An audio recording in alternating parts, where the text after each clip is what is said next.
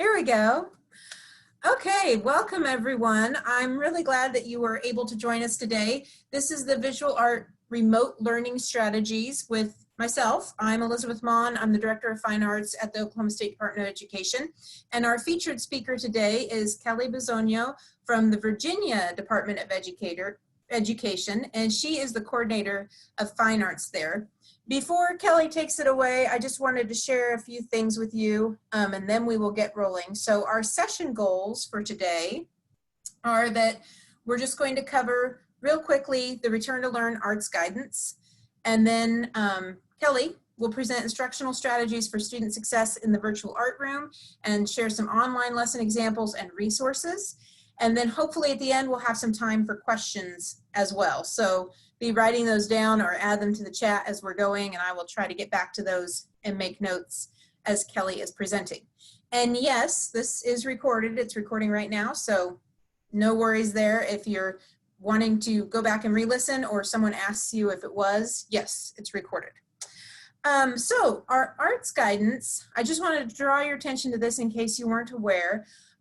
Last Friday, there was arts guidance released from all of the organizations you can see on your screen there, including the Oklahoma Art Education Association and the Arts Council, Oklahomans for the Arts, and the Oklahoma Alliance for Arts Education were also involved in this process. So the Return to Learn guidance has some different sections to it, and I will share the link of it in the chat box right now, so you can see, in case you haven't seen it. Switch to the next slide there, Kelly. So this document that I just shared in the chat box has been shared by those different groups and has been on social media some, but you may have missed it. So if you're looking for some help in the areas in blue, you might want to take a look at the document. Now, the document was created last week, and a lot of the information was from 2 weeks ago. So as far as some areas, that's still in development, especially if you're teaching any sort of music or speaking classes, those sorts of things. The research is still happening as far as safety and in-person arts. So we will be updating the guidance in another 2 weeks, I believe, once the study information is released. So this is a good starting point, but it doesn't give you all the answers. But hopefully it will help you as you're trying to plan to go back to school in whatever form that's going to take. Also, in case you weren't aware, we have new fine art standards that were approved this spring. That first link takes you to the full document that's almost 100 pages long, and it takes a little while to load on your computer, so you might not want that link. But that second bit.ly link, which is FA Standards website, that will take you to the Fine Art Standards website, and I'll put that in the chat here in a moment. That gives you the breakdown documents for each of the standards areas. So for visual art, there's an elementary document, a middle school document, and a high school document. So it's a little bit easier to navigate than that great big 100-page document, easier to download, easier to print, etc. So those standards are out there and available for you whenever you have time to explore and take a look. So today, the reason why we're here to learn about visual art online strategies with Kelly, and she, like I said, is the coordinator for fine arts for the Virginia Department of Education. She has a master's in educational technology leadership, and she spent quite a few years developing and teaching online art courses, and she's also been a face-to-face teacher in a regular brick and mortar school. I met Kelly last fall when I was in Virginia for our state arts directors conference, and I found out that she was working on standards at the same time I was, so we had a great conversation about that whole process and how that works across our different states. And I think she'll have some great ideas for you today as you think about possibly teaching art online for the school year. Like I mentioned before, just leave yourselves on mute, and if you have questions, pop those into the chat box, and we will hopefully have some time at the end to get to that. So Kelly, take it away. Well, thank you all so much for having me. It's a pleasure to be with you. Like Elizabeth mentioned, I taught online for 5 years as a part-time position in addition to my full-time position, which was teaching in a classroom for 10 years as an art teacher. And I've taught sculpture and painting and printmaking, and I've taught digital media and graphic design. So I have a lot of experience both face-to-face and online. And I can say that, my online teaching and as I developed those courses really influenced how I did things in my classroom. And I found that I learned so much about the structure of learning as I moved my class content online that it really changed the way I taught in a face-to-face classroom as well. So I want to share my experience and some things that I learned along the way with you today. But first, I want to take a moment to address why I started teaching online, because I'll be the first one to tell you that the best place for an art student is with peers in a classroom with a teacher and not online. But I didn't get started in the work because I thought students should move online. I got started because I was seeing students who were moving online. They were not succeeding in a traditional school day for a variety of reasons. Sometimes it was high anxiety or health challenges. There were a variety of reasons that they were having a hard time with school. Some of them were having children of their own, or students were trying to recover final credits toward graduation because of challenges they faced in completing school. So hopefully that gives you some context that these were not the best of the best kids that were sometimes in this class. It was alternative education. And equity was a really important conversation throughout the whole time that I was teaching online, and just like it is now. I looked at the kids that were moving online and I said, if they're moving to online education, then I'm going too, because they won't have art otherwise, and they deserve to have the opportunity of a meaningful art class. Again, I don't think there's anyone that will tell you that teaching art online is better than personal in-class instruction, but I'm here to tell you that it is possible to provide authentic and meaningful art instruction online. And again, I'm just here to share some things I learned in my experience teaching art online. I'm going to start off with a framework for approaching remote education, and then I'll provide a sample structure that I used in my classes, and then some specific examples of lessons and classroom activities that worked within that structure. The strategies that will be covered in this webinar are not about how to use Canvas or Schoology or Google Classroom to place classroom activities online. It's a little broader than that. The strategies are about developing the framework for how relationships can be built and how student growth can be achieved in virtual or blended learning. As you look at this list of strategies for how to promote student success with remote learning, I hope that you find that this list looks familiar. And if it does, it's because the strategies that make successful remote teachers are the same strategies that make a successful classroom teacher. In fact, when virtual schools hire teachers, they don't look for online teaching experience because they know they can teach you how to do that. They look for successful classroom teaching experience. And I hope that that gives you confidence in knowing that your success with virtual and blended learning is not about the apps you know or the cool technology out there. The good news is that you already know how to build relationships, how to create systems and structures for learning. And when you build your remote learning strategies, if you have to do that for this school year, you'll start from that knowledge, your knowledge of teaching, and not the technology knowledge, and not what cool websites are out there. In our rush to support students at the beginning of the pandemic, we focused a lot on giving students and families resources and activities to do, sometimes without adjusting how our relationships work, how our routines are structured, and what systems we have in place that promote learning and student success. So the first of these strategies is to promote a climate and culture based on trust. Students want to trust that they'll be seen and heard in an art class. They won't be able to get to your cool project or to your content until they trust that they can be successful in this type of class. This is new for everyone, for students and for teachers and for families. They want to trust that the teacher is able to help and willing to help when they're stuck, and that their classmates won't tease, ridicule, or bully them in an online space. In John Hattie's book, Visible Learning for Teachers, he says an optimal climate for learning is one that generates an atmosphere of trust, a climate in which it is understood that it is okay to make mistakes because mistakes are the essence of learning.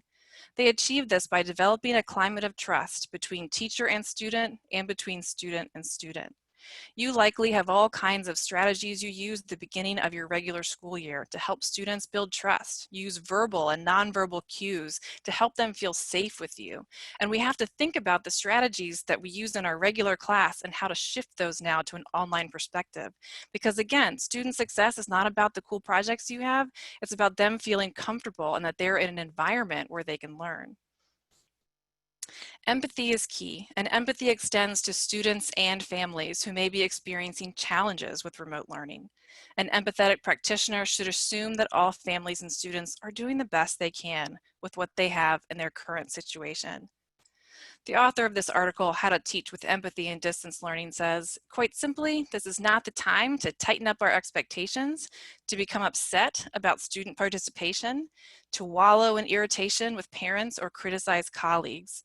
We can balance relationships and accountability, extending graceful practices such as modifying assignments, adjusting expectations, and conducting alternative assessments based on each situation. We can create a positive class and culture in remote learning by getting to know our students first. Use surveys or discussion boards or collaborative tools online to help students get to know you and get to know each other.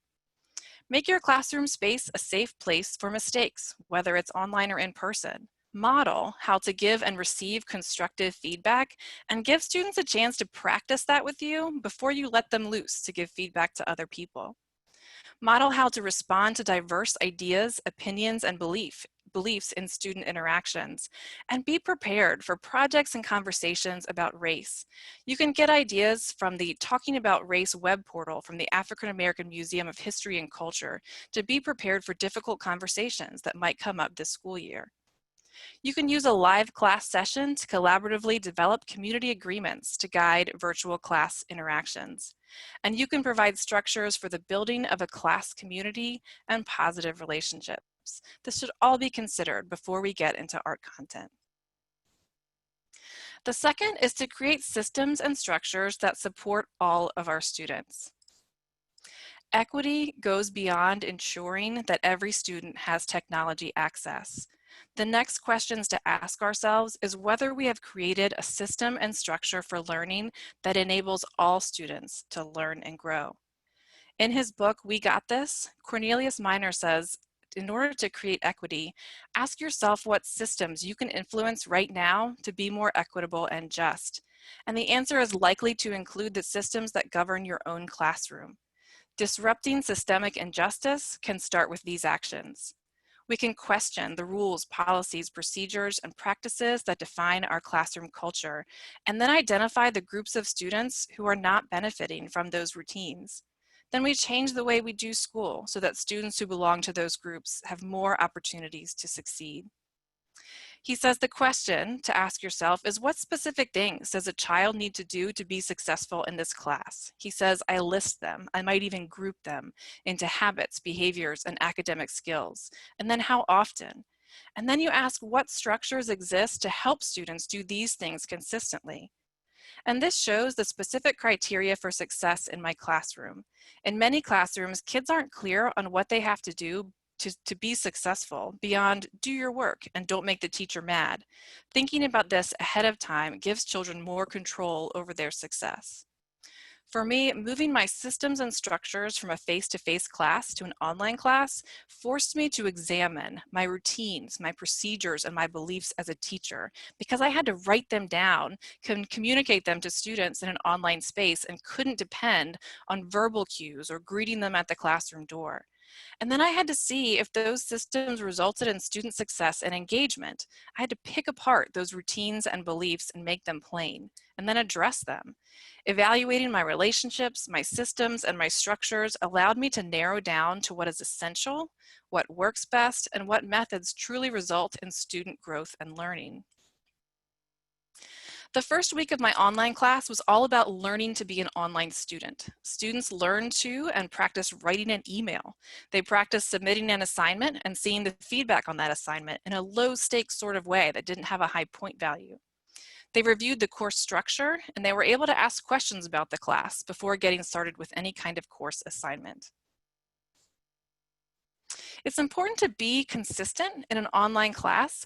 I developed the same routine each week so that students knew what to expect and they had a predictable routine and could develop that routine around their own schedule. It's important to follow any protocols set by your school or division so there's consistency from class to class and not just the routines in your own class.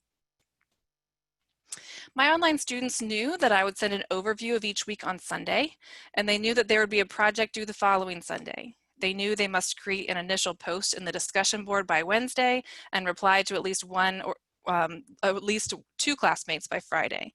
And those structures allowed students to create a weekly routine that fit the dates and deadlines for the week. I also know that I'm not always available, and I would never promise to be available on demand. I communicated that I would reply to all emails within 24 hours and would set a period of time weekly for office hours. I set open time for students to meet, or you could set open time for students to meet with you on Google Classroom or Google Meet for assistance that's face-to-face. So to be present, visible, and engaged in your class, we communicate regularly, create office hours instead of promising to be available on demand, and then using communication as a way to provide a human connection with students. We can create, in addition to a predictable routine, a predictable lesson structure. These types of structures, and again, I'll show you an example of how I did this in my own class, but they know how to move through a class. It's all very predictable and structured. We have to remember about protecting student civil rights by creating web accessibility and other types of structures and routines that help with accessibility with students. The National Office for Civil Rights in Education has a webinar and a fact sheet that I found really helpful. So in summary, establishing norms, routines, and expectations, we create routines and structures with equity and inclusion in mind. And we have to be prepared to reevaluate those when we see the types of students who are not benefiting from the structures we have in place. We can clearly communicate our norms, routines, and expectations and allow students to practice them. Set office hours and be present, visible, and available during those times, and then create a predictable lesson structure to allow students to develop a routine that works for them. Next, we're going to look at effective communication for online learning. Quite simply, we want to keep instructions clear and concise. We want to break complex instructions down into smaller steps. And then communicate exactly what students are being asked to know or be able to do by the end of the lesson. I always had my course objectives or my lesson objectives before I gave them anything to do. And we have to communicate the success criteria for the product students will create. In our face-to-face classes, we're used to walking around and helping students throughout a class. We can give directions and we can adjust course in the middle of a lesson based on what we see our class doing, but we don't have that luxury in an online space. Everything has to be clear and succinct at the beginning, and you have to build in all of those strategies you use for student success at the very beginning of a lesson, because we can't always adjust course midway through like we could in our normal studio classroom. In another Edutopia article, How to Teach with Empathy in Distance Learning, the author says that during distance learning, there's a danger that teachers may assume that students share the ability to automatically read, interpret, and reply to textual information. And this is not the case. Remote instruction is forcing students to read and process text at an unprecedented level. Students may lack the skills to comprehend our messages, and this impedes their growth and learning. This can also create frustration and overwhelm students.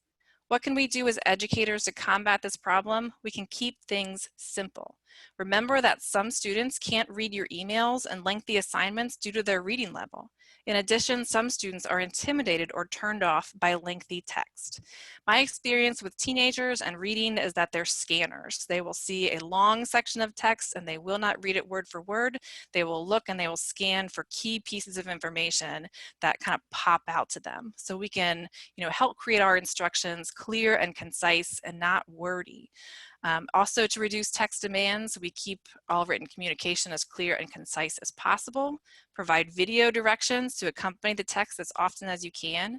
Use face-to-face meetings to assist with students and invite questions. Limit email communication, particularly when students are struggling, and see if you can reach out in a face-to-face situation.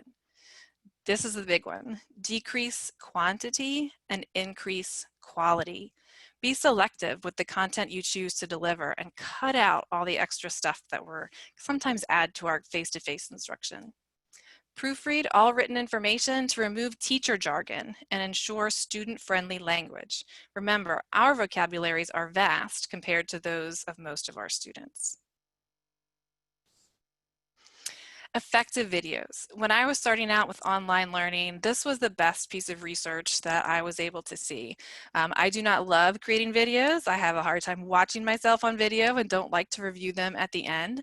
But there's some good news for all of us who are humans in video and stumble over words or have quirky personalities or whatever, because research shows that online videos work better, or distance learning videos work better when they're short, and when the instructor is sort of human and themselves. The instructor should show their personality and be enthusiastic.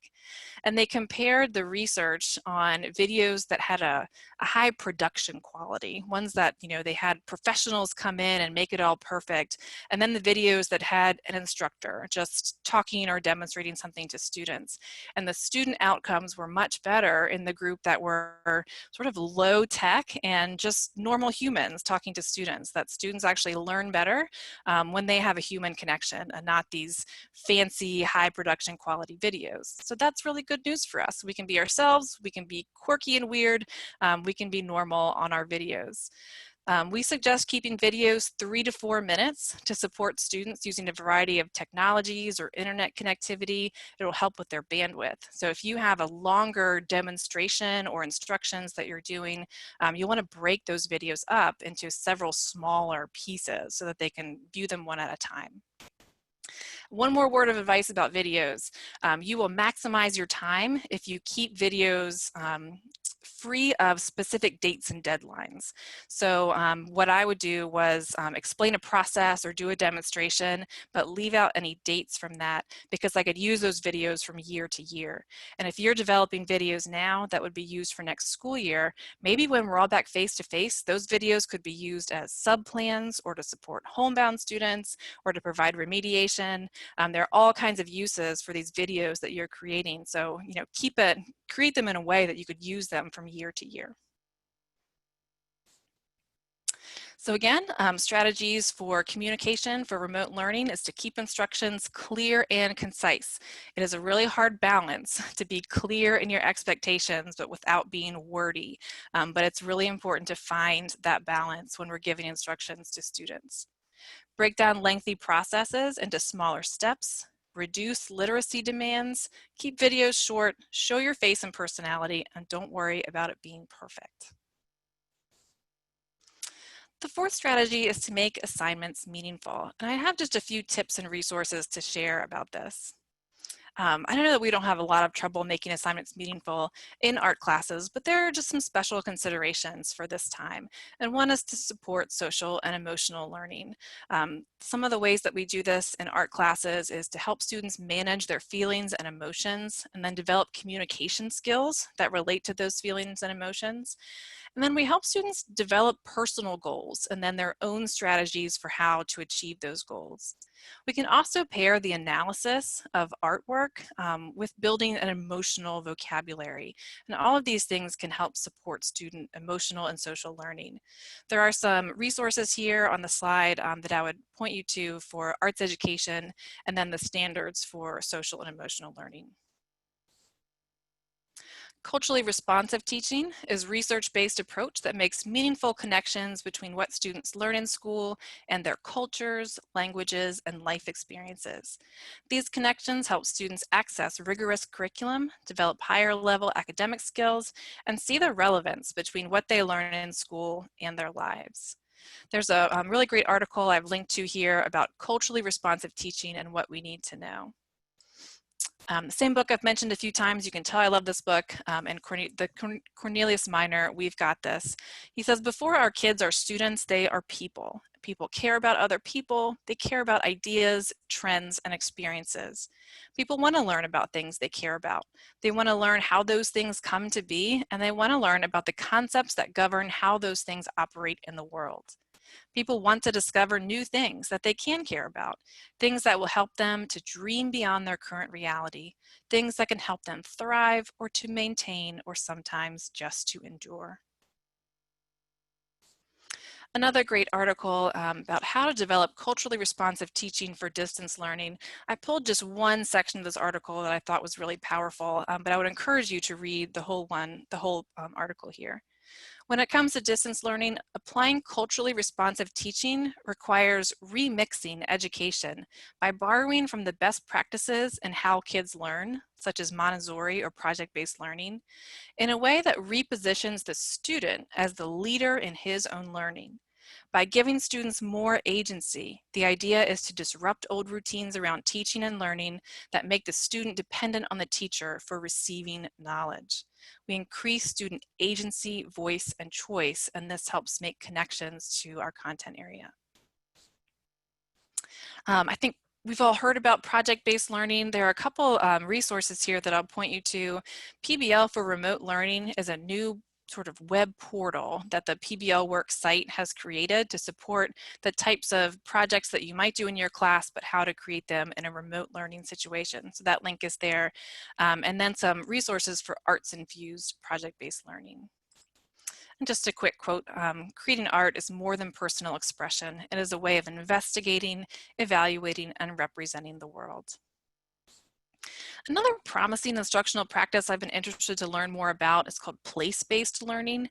And this is an approach to learning that takes advantage of geography to create authentic, meaningful, and engaging personalized learning for students.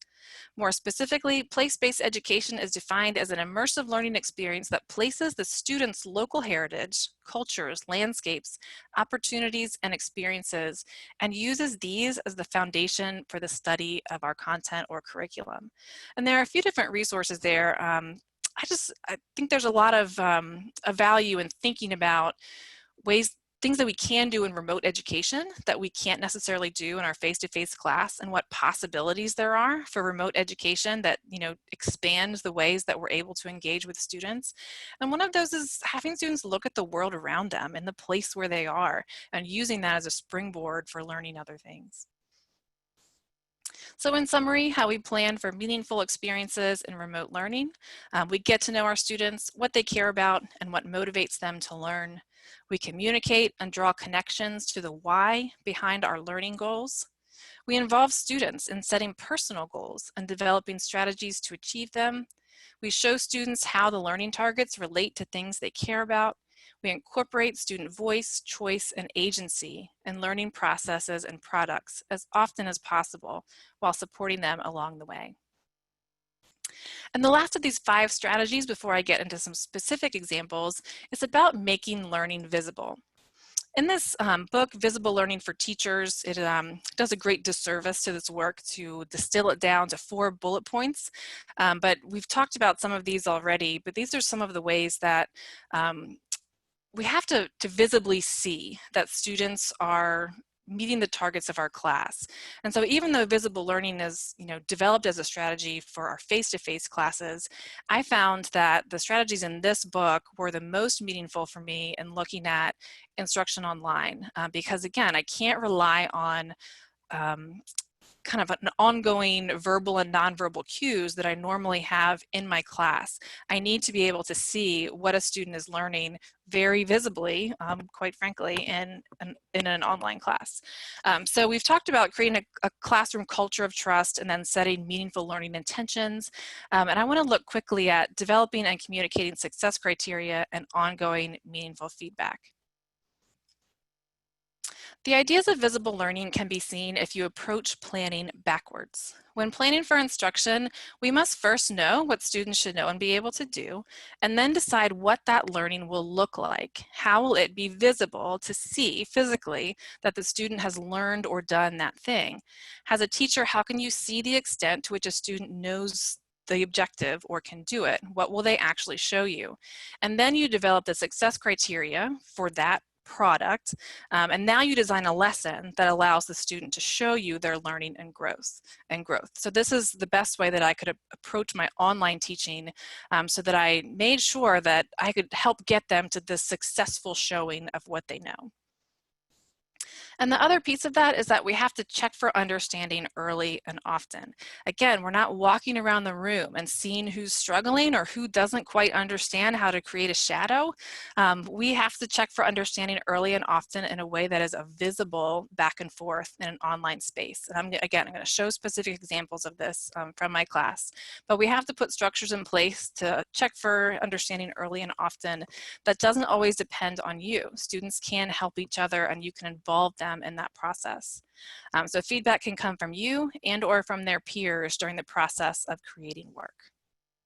So our strategies for success for visible learning are engage in backwards planning. Set the learning target, decide how students will show you that they have met it, set the success criteria for that learning outcome, and then design a lesson that allows students to successfully show you that they've met. We provide ongoing feedback, both teacher to student and student to student.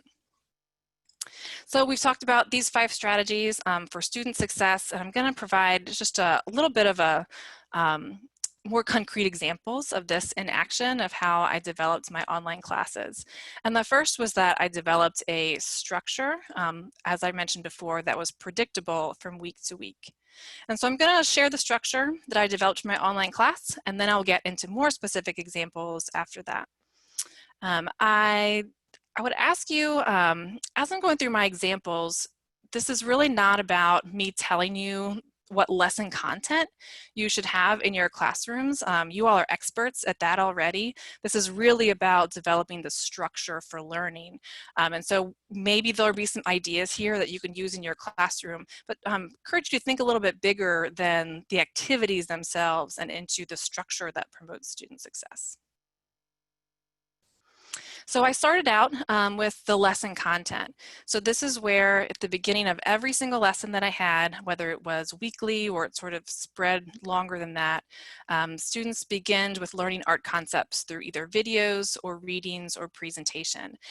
You'll see these little symbols here. I had just a little marker of each part of the lesson and then would put this same symbol on the lesson content. So they were matching sort of the structure of the lesson with the assignments later.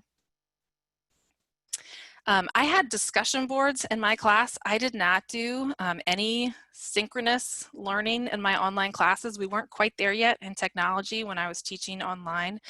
So my way around having students sort of face-to-face discussing the content was to have a discussion board. So students this was a way to check for understanding early. Students would post in the discussion board with a question related to the content they had just either read or viewed. And then they had to reply to at least 2 classmates to offer some additional feedback.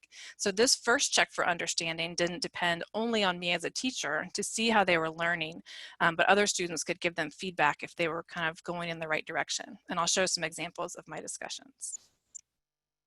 And then I had a formative assessment. This was a very low stakes sort of testing out to see if they knew the concepts or the skills that we were covering that week.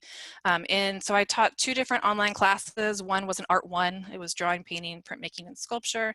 And then later I also taught a digital media class. So in the Art 1 class, this was always a sketchbook assignment. They had a sketchbook and then had to show me the skills in their sketchbook. Each of these sketchbook assignments had a rubric. The rubric was the same point value and very similar from week to week. Again, building then this like predictable structure and predictable success criteria allowed students to really get into a routine for understanding instead of kind of throwing them for a different loop every week where they had to refigure out how to be an online student again that next week. In my classes, students turned in photographs of their sketchbook for grading. Students in my division at that time had a Chromebook that had a camera, and so they kind of held up their sketchbook and then they submitted it that way. And I'm sure you all will have different solutions and possibilities for how students could turn in visible work. After sketchbooks, sometimes we had a project every week, sometimes it was every 2 weeks, sometimes this lesson structure would stretch over a longer period of time into more of a unit, and sometimes it would be just a kind of a week-long structure. But the summative assessment was always a project. I did not have tests or quizzes or essays of any kind in this hands-on art class. It was always that they show me their skills and ideas through a project. So the project prompts were given. There was as much voice and choice as I felt like I could put into that project and still see the learning outcomes that I needed to. And I'll show some examples of how I structured that. But I wanted to be able to see that they learned the concept for whatever we were talking about that week or in that period of time. So these were project students completed. Again, they always had a rubric. The projects had the same type of structured rubric and point value from week to week so that that was more predictable. And then a reflection of learning. So at the end of this unit of time or the end of this lesson, I would give students some prompts where they would explain their thinking. So these questions would guide students to write about, connecting that course content with their sketchbook, with their project, and sort of how the process and the product resulted in them thinking differently or them thinking in a new way.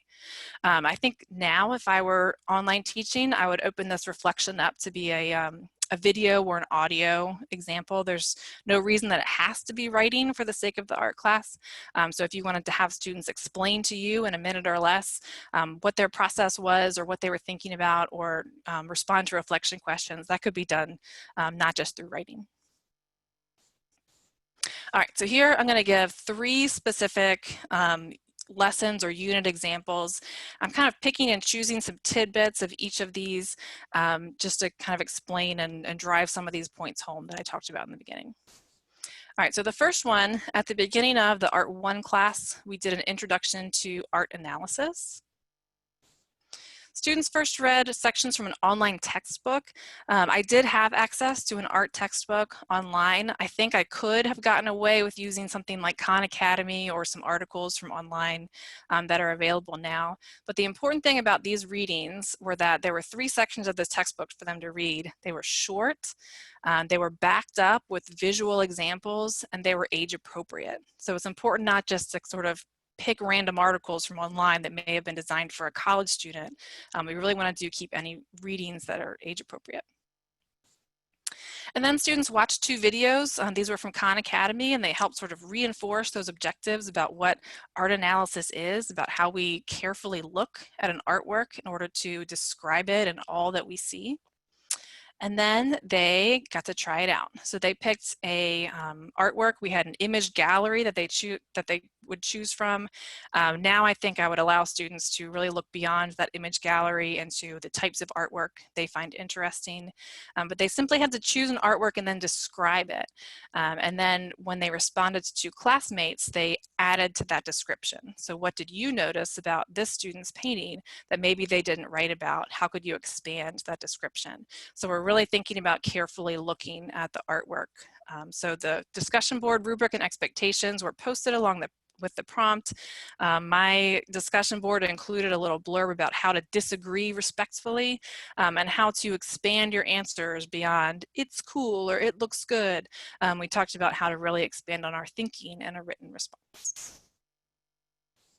This was an example. I'm not going to read through it, but this was a student discussion example that she wrote about this Roy Lichtenstein artwork in her description.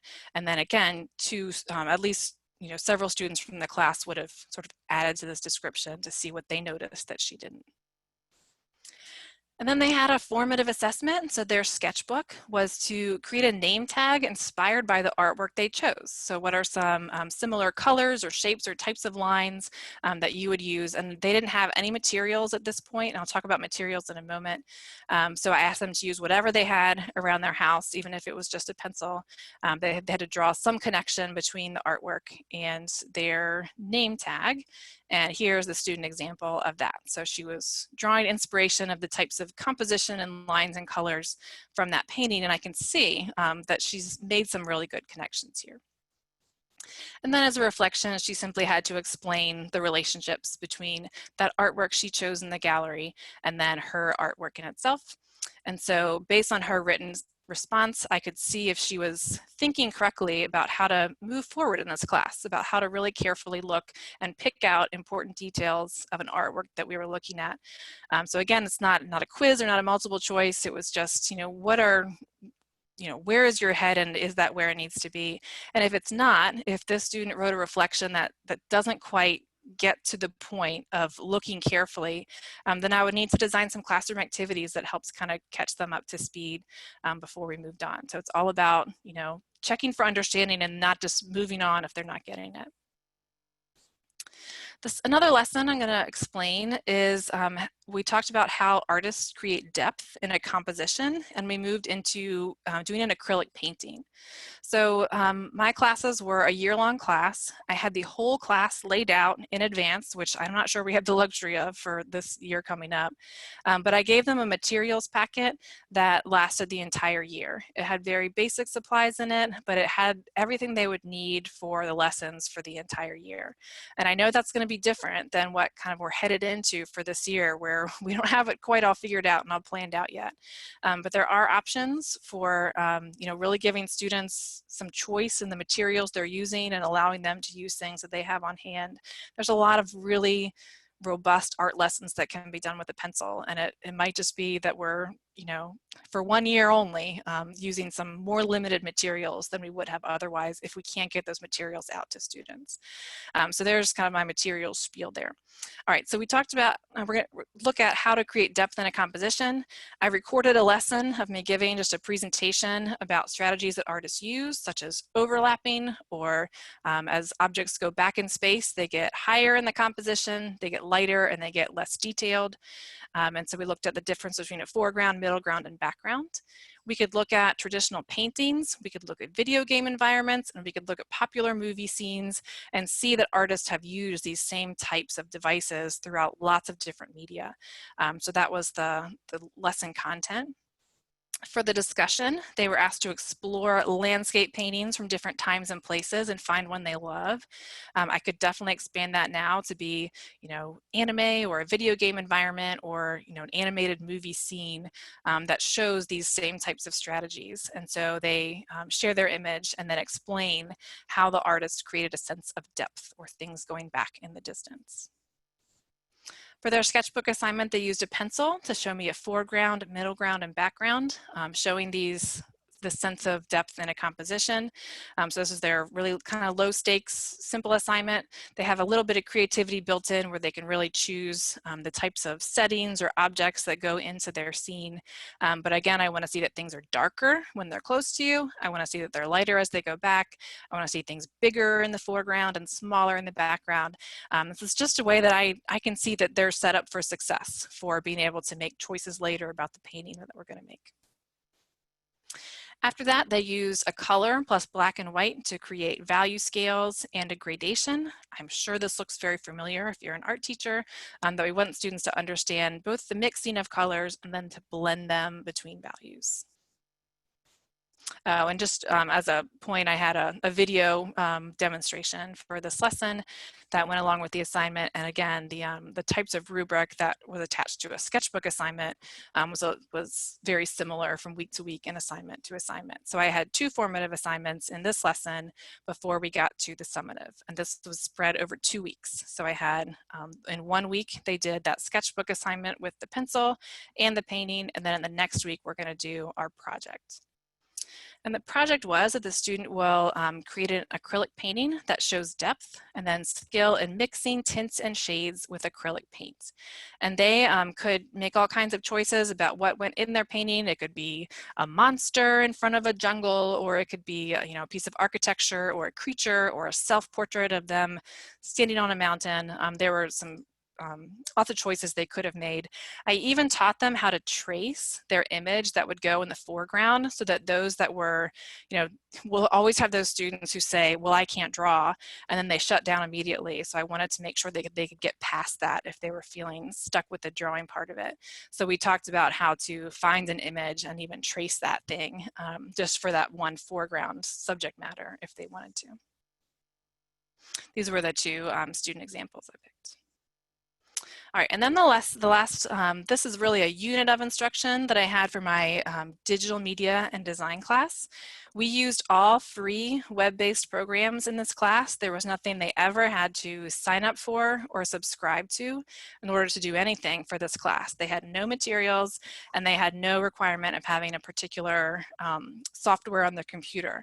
And the reason I didn't start teaching digital media in the beginning of online teaching was because this wasn't available in the beginning. This really took some time for these web applications to sort of catch up. In my face-to-face class with my classroom, I taught digital media and graphic design with the Creative Suite. So we taught, Illustrator and Photoshop and InDesign. But when I moved to the online class, I couldn't require students to have that software. So I was able to adapt quite a bit of what I was able to do with those more advanced programs with some of the sort of free online things. So I'm going to go through just 3 different lessons that were all in the same unit of instruction and just talk you through what I was thinking about when I was giving this lesson. And then we're almost done after this. So this was their lesson 6 of the class, and I will say that my lesson numbers always matched the week we were in. So if I had 2 lessons in week 6, I would call them lesson 6.1 and lesson 6.2. Everything was really, really structured just to kind of make it easier for everyone. So lesson 6 always matched sort of the week 6, and then within a week there was like a predictable due dates that were the same every week. All right, so we started out with a KQED video on shape. There's a great video set that are free or online for the elements and principles. We looked at websites for abstract expressionism. Really the point of this lesson was that I needed to see that they could create shapes in this website program. It was called Vector. So I tried to beef it up a little bit by adding some concepts, but really in this check for understanding early and often idea, I wanted to make sure that they could open a file. I wanted to make sure they could make it the correct size and that they could put shapes on it, that those shapes could be different colors and sizes, and then they could save it correctly. And that is really like as simple as what I needed to see for this week. I tried to beef it up a little bit by talking about abstract expressionism and shapes. I learned in the discussion that they were not really into that. But that was good for me to know. So I created a video about basic shapes in Vector. We had a little mini project, which I'll show you an example of, and then they had a reflection. And I always had these essential questions sort of framing the week. And these essential questions were what they reflected on later. So the questions were, how do I create a variety of shapes in a vector creation program? And how do I use shapes as a tool for expression and communication? So the abstract expressionist examples were artists that use shapes. All right, so here's just a simple teacher example. Again, it's as simple as I need to see that you are confident opening a program, making shapes, and submitting your work. But then we can make it more fun the next week. So for the discussion for lesson 7, which was also week 7, I had them share their artwork from the previous week, and there was a prompt that students could share their work, but also give some feedback to the students. If the project was done, I always ask for the students to give positive feedback because the negative feedback at that point isn't quite helpful if I don't give them an opportunity to revise their work. But there were often cases where I would have them share their process of their work. Share your work as it's halfway done to get feedback from your classmate. In this case, it was just share the finished one. And then I had a video demonstration on how to build with shapes. So now instead of just sticking shapes on the page, we are adding shapes together and then subtracting them from one another to make an illustration. So our project was to create a rounded rectangle creature where they start with a rounded square shape and then either add to it or take away from it to build a creature of some type. So this is allowing me to see not just that they can make shapes, but that they can combine them or subtract from them and use that as a foundation for making an illustration. And then in lesson 8, this was a little longer. This was, again, kind of a whole week where students show me their project. I gave them a choice board, but it didn't stop there. And I think it's really important when we're thinking about choice boards for our class that we still have to guide students through the creative process and not assume that they have everything they need just to create this magically beautiful and amazing project all on their own without some structure and guidance for that creative process. So I had some choices for students, but I also, for each choice, guided them through the process that they could use to create that work. And so in this case, they had a project sheet for each of these options, what that they could use for this shape building bigger project. They had some research questions and some resources for that particular project they liked the best. And then they did some brainstorming. So how might they approach this project, and then what are some different possibilities? And then that's what they posted in the discussion board. So they are able to get some feedback on sort of their initial idea before they go into the final product. They gave some feedback to their classmates. The sharing on this kind of discussion board was really robust, because students would say, oh, well, did you think about this? Or have you checked out this artist that this makes me, like this reminds me of this other artist? Or, you know, here's a video that I was looking at that related to that idea.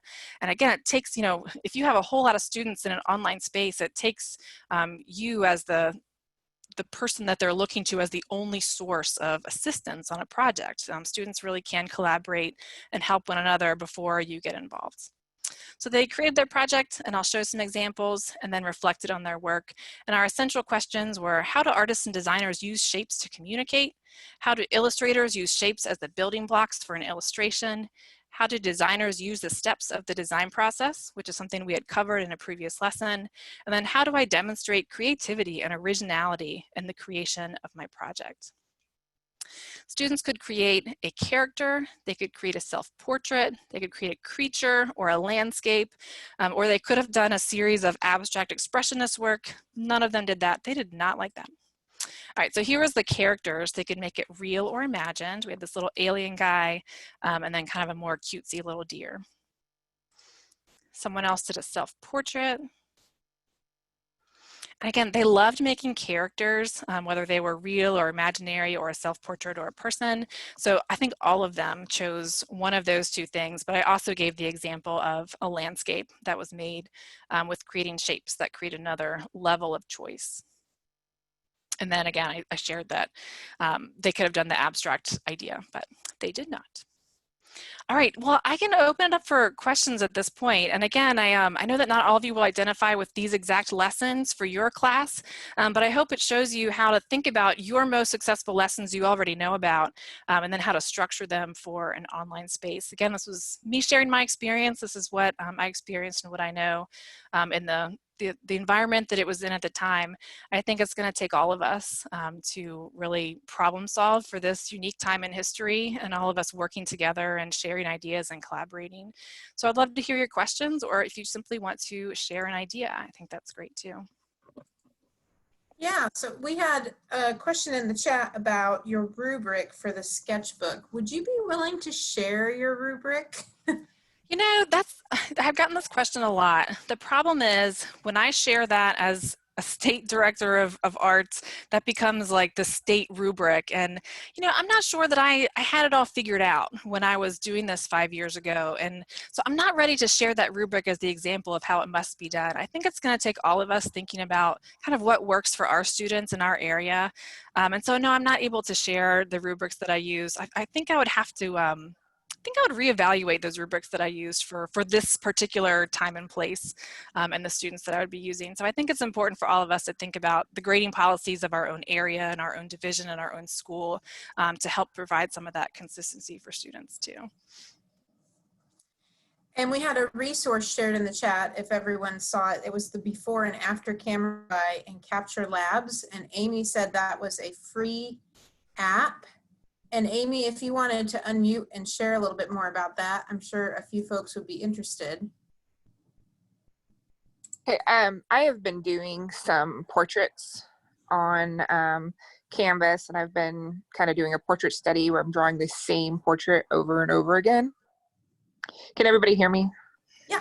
Okay, good. Okay. So my husband suggested this app, and I did try it out.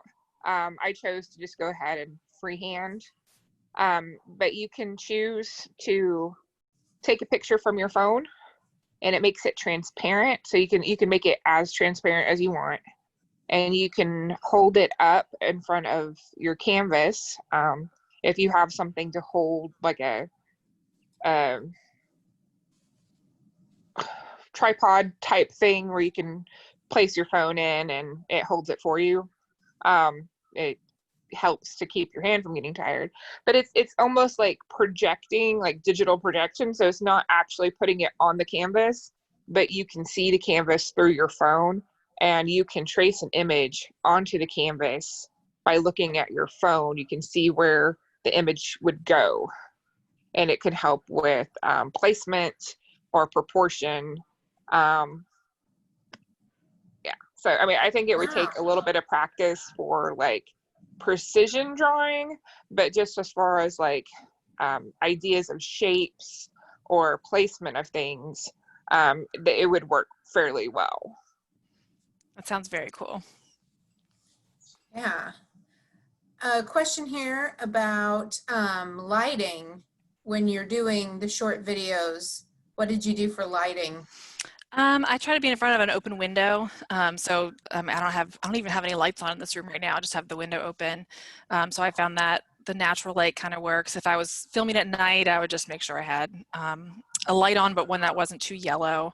I have a 13-year-old son who streams video games all day, and so he uses my, I got one of those just kind of ring lights on Amazon. It comes with different temperatures and colors, and that works pretty neat. So that's something, I think it was like $15 on Amazon for a ring light that you could put if you needed a better light, especially for art demonstrations. Yeah, and sometimes I'm in front of a window too, and I have a colleague who sits at one end of a room, and I think he's just facing a wall, and his living room light's behind him, and so he always looks like, you know, Dateline anonymous person that they're talking about in a crime story. So, and you can see that, of course, as soon as you film yourself. If you look like that, then you'll know how to fix it. Get some light in front of your face. Do we have other questions? See some folks saying thank you in the chat. Now, this was great information, something that occurred to me, which I've told a few people, but I can't remember who all I've told, that, yeah, as you're making these short clips and things, don't say dates, because goodness, you could use these for sub-plans into the future and have resources ready to go in a couple years. So then you won't have to get rid of all your videos because you said Friday, September, whatever date it was. Yep, exactly.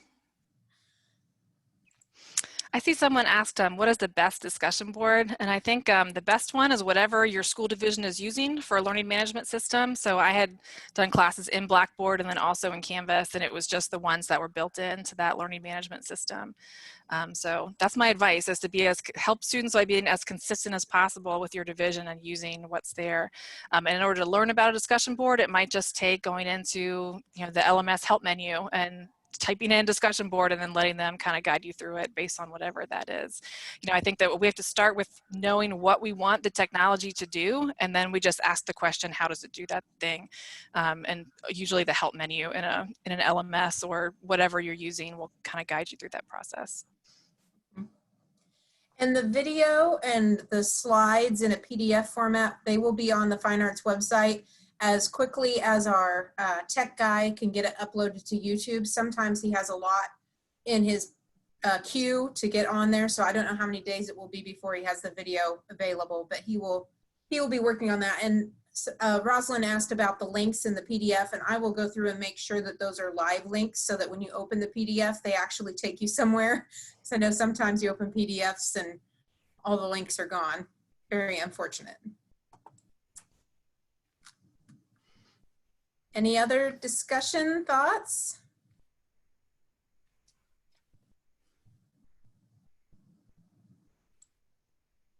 Well, I'll see if anyone else puts anything, but I want to thank Kelly so much for sharing with us, because this was all fabulous information.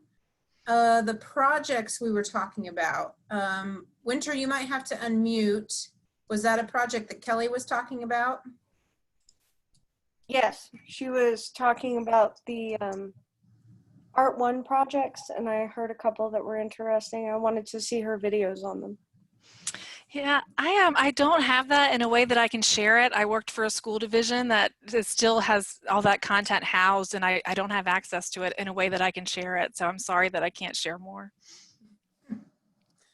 Understandable.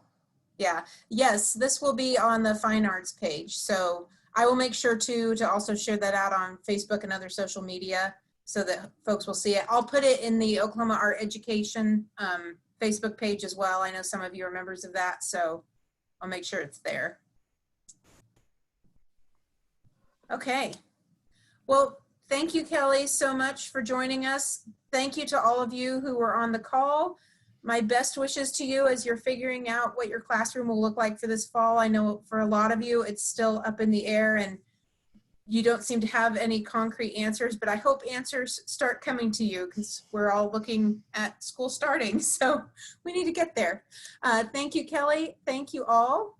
And I will let you know when the presentation is available. So have a great rest of your Wednesday. Thanks for having me. Hope you'll have a great rest of your day. Thank you. Bye, everyone.